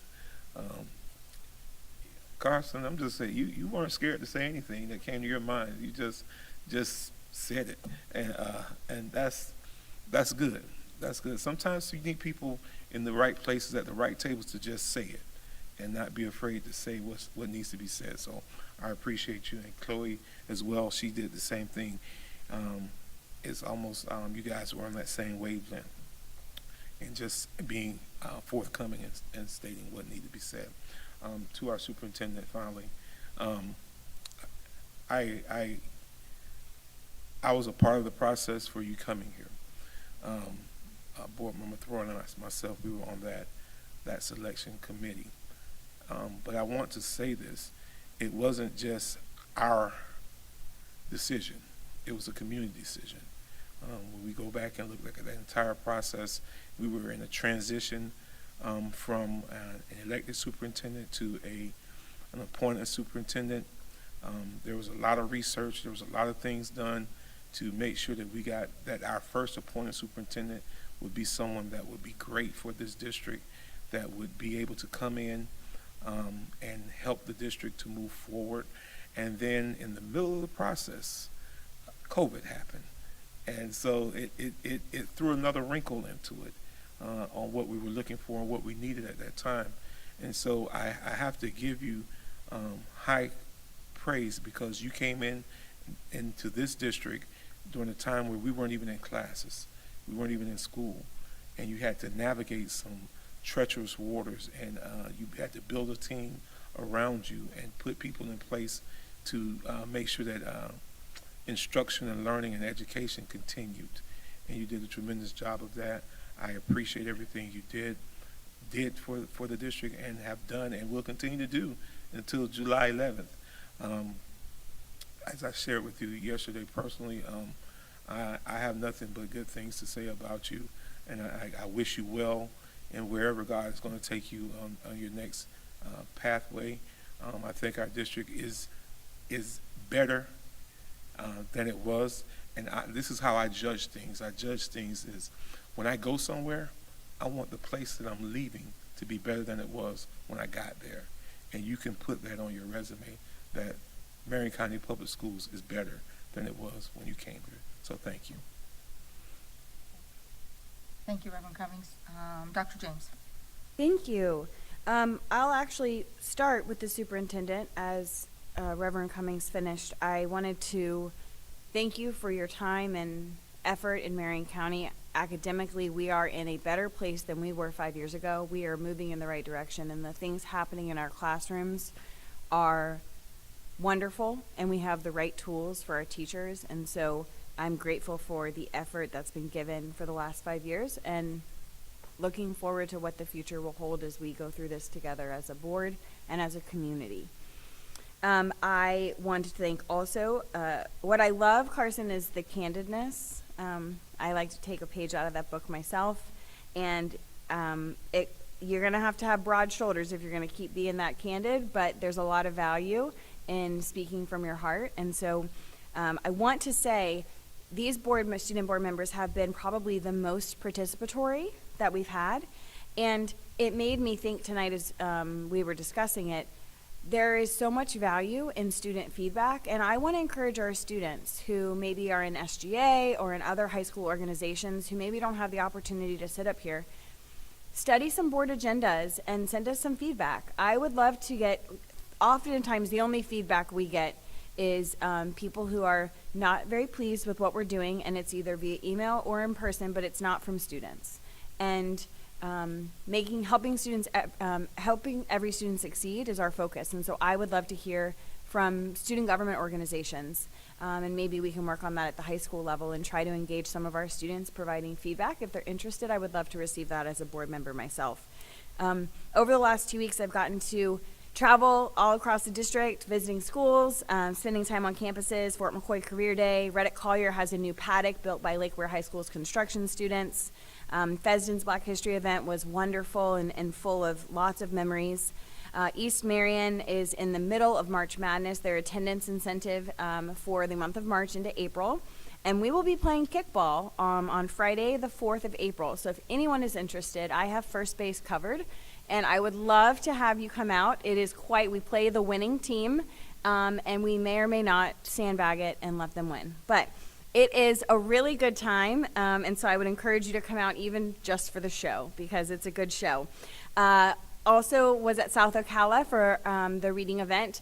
I mistakenly decided to read Fox and Socks. And if you know Fox and Socks, it's been a minute since I read it, and I had a bit of a head cold, and I really had to use some big old brain power to read Fox and Socks, and the students that I was in the room with had no hesitation in correcting me when I failed to read the alliterations correctly. Got to visit Osceola Middle School, was at Stanton Wearsdale walking, and then I finished last week at Bellevue High School, and then was there again last night. I have to say, I haven't been on a tour of Bellevue's campus in at least a year. I've visited, but I haven't been on a full tour. And so when I got there, Miss Guest said, let's get in a golf cart.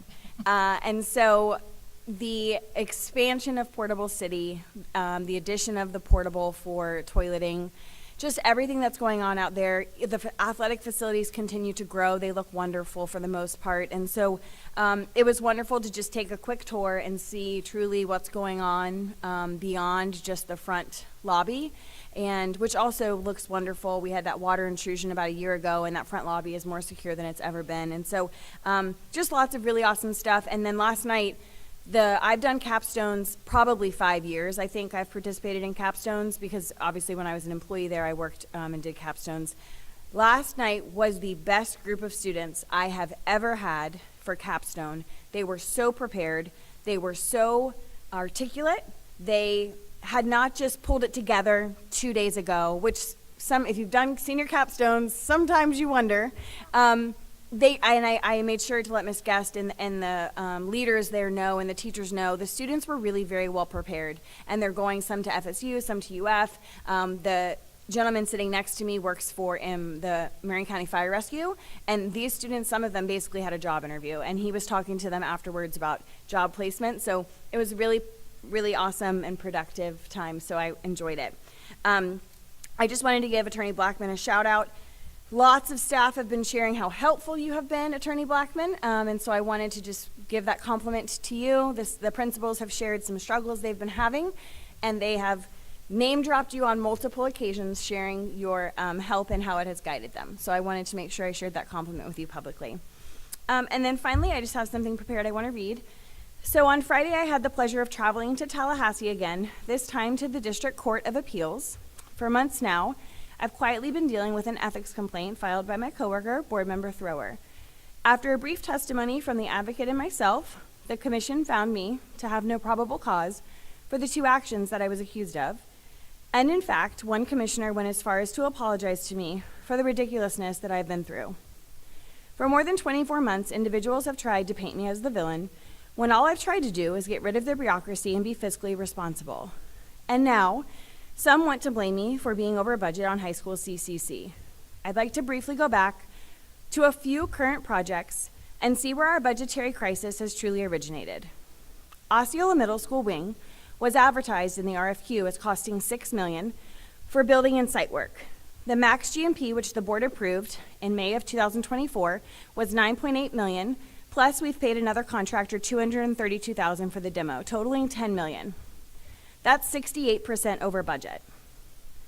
Elementary School W was advertised in the RFQ as costing $32 million for building and site work. The max GMP, which the board approved in 2 amendments, totaled $46.7 million, plus we paid another contractor $226,000 for the demo, totaling $46.9 million. That's 47% over budget. Elementary School X was advertised in the RFQ as costing $32 million for building and site work. The max GMP, which the board approved in 3 amendments, totaled $47.9 million. That's 49% over budget. If you're keeping track, between these 3 projects alone, that's $35 million or 66% over budget. And then there's high school CCC. It was advertised in the RFQ as costing $130 million for building and site work. The board was told we were under budget and had to allocate more funds late last year, and it's projected to cost a total of $164 million as of right now. That's 28% over budget, the least over budget project of the 4 mentioned. To summarize, it appears we have a budgeting issue. It would appear to me that our former facilities employee that was non-renewed and then conveniently resigned was running rogue with no oversight, and now this board is paying the price. We've got big issues and we need to address them. Our taxpayers deserve the fiscal responsibility and oversight that we are capable of and we're elected to provide. Going forward, this board member will continue to do what I've been doing, which is showing up prepared, researched, and ready to participate in a diplomatic way with my fellow board members while being a fiscally responsible leader. And with that, I conclude my comments. Okay. Madam Chair. Thank you. Thank you, Dr. James. Madam Chair.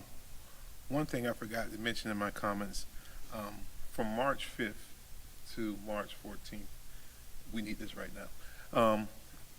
There are some schools that are being named, and there's a survey that's out there for those schools in the district. I think that's very important for the community to know that we need to participate in that survey of the elementary schools in District 3.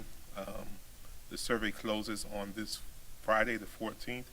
I'm asking the community to please participate in the survey and help us to name those 2 elementary schools as we prepare to open them in August. Thank you.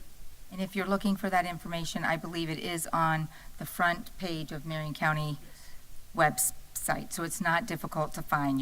It's right there on the front. So please help us out in naming those 2 schools. I'm getting some thumbs up from the audience. I'm really excited out there, which is mostly our staff, but that they're excited. So I'm excited to. You guys participate? Yes. Okay. Yes, Board Member Thrower. Thank you, and since I was named, I will respond. Just because someone's actions don't rise to the level of statutory violations by a certain commission on ethics doesn't mean that they're right. And you'd have to have a bag over your head to not know that we have struggled in transportation for a very long time. And District 3, or Zone 3, for example, has been our most difficult. And so when we have a sitting board member that has a private preschool and then puts our transportation staff in the terrible position of having to either agree or disagree to post and use our school resources, our school district resources, to make colorful copies of, oh, I need a bus driver. That's putting our staff as a school board member in a position that they should never be put in. And then when that driver is subsequently after summer recruited to be a full-time driver by the same board member, now we're talking, probably if they were driving just a morning and an afternoon route, let alone picking up other routes, probably more than 100 kids not getting to school on time and getting home late. So I will always stand for, pretty simple, right is right and wrong is wrong. And that is my barometer. So I took this forward of my own volition, didn't bring it in front of the board, but since this board member chose to, that is my response. That's all I have. Okay. Board, thank you for all of your comments this evening. There's a lot of great things going on in our schools and within our staff. And so at this moment, I'm going to choose to focus on that. I'm going to continue on with the positive things that I want to highlight from the last week or so. And so the first thing I want to acknowledge is a few things that were mentioned by fellow board members. This past weekend, my son got married, which any of you who have gone through a wedding with one of your children, it is a lot. And so in the last week, my board members really stepped up to fill in some spots and participate in events that I was unable to attend. So Reverend Cummings and Board Member Campbell and Dr. Gullett, thank you for showing up and doing the electric slide. For the gala. I hated to miss it, and so I just really appreciate you all picking up and doing that for me. I was also unable to attend the event at Vezidin, which, there's been a lot of discussion, a lot of public input, and so that was also important to me, and it was at the exact same time as rehearsal dinner that we were, of course, in charge of. And so I know Board Member Thrower, Dr. James, you all were able to do and attend that. And so just really thank you all for stepping into that space and helping make sure that the board was represented at each of those events. So thank you so very much. This last week I was able to attend Forest had a state championship reunion that they were recognized before a regular game. And so that was really fun, and they're going to continue to get together over the next year or two. But it was a great way. It's just a good reminder that our high school campuses continue to be an important part of the community, not just for our students that are enrolled right this very minute, but 10 years later, students are showing up to participate and celebrate what they accomplished, but also the accomplishments of the students that are on campus right now. And so I thought that was pretty amazing. Briefly, I wanted to touch, I too was able to go over the orientation that Mr. Crawford provided for the CCAP. What was really exciting to me is the depth and the width of the student interest that program covers. And so I was really excited. It's just so diverse. And so, meeting the needs and accelerating the needs of our students with interest in the arts, or a vocational piece, or literature, or STEM. All of those things are just at such a variety of students to meet the needs of. And so I was super excited. Board, I want to encourage, if you weren't able to make it, Mr. Crawford's excited to share about this program. And so if you have a moment, reach out to him. I'm sure he would love to share more of the specifics with you, because I do see that program continuing to grow. They're already working on other avenues, other classes to add. And it was also exciting for me to learn about the tutoring opportunities that were available after school for Forest that are not just for the CCAP students, but any student can come after school and receive tutoring for free. So that was a great resource I was happy to learn about, and grateful that our children have that opportunity. A shout out to South Ocala. What a great read across America.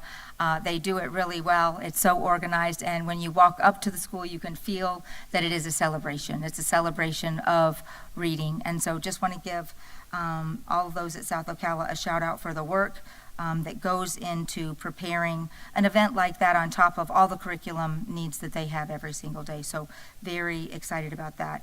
Last week I had the opportunity to not really present, we were in discussion. It was the Stiletto Group. It is a women's group that's associated with the CEP. And they were just interested in what's going on in public education. And so I was thankful to be invited into that space, and thankful that we have members in the community that are interested in what's going on in Marion County Public Schools. And, if there's a space that they can assist us as when we experience challenges. So I was really grateful for that opportunity. Buddy and Sissy, the work they're doing with We the People, I know every single board member is thankful for that. I too am thankful for the work that they lead. It's such a commitment academically and time-wise, and so thankful for all that are helping with that. A special shout out, we just finished last night our last rezoning meeting, and we had staff that showed up at every meeting, and so they were prepared to set up their maps and their PowerPoint, and had handouts for parents and took questions. And so just want to say thank you to our staff that went above and beyond several nights over the last couple weeks to make sure that our parents felt heard, and that they understood the changes that were coming forward. And so just really grateful. I know that eats into your family time, your extracurricular things that you do, and so just really appreciate you and the time that you give to Marion County Public Schools and the betterment of our community. Excited about spring break is coming up, and I'm reeling from the time change. Monday was really hard. I was talking to Ms. Boston Ellis on Monday, and we were both on our second cup of caffeine Monday morning, so hope everybody is adjusted from the time change. We are looking forward to spring break. And so with that, there's just many great things to celebrate in Marion County Public Schools. Board, if there's no further business, may I have a motion to adjourn? Thank you, Reverend Cummings. Thank you, Board Member Thrower. All those in favor? Aye. Aye. Motion passes 5-0. With that, our meeting is adjourned at 7:28. Thank you.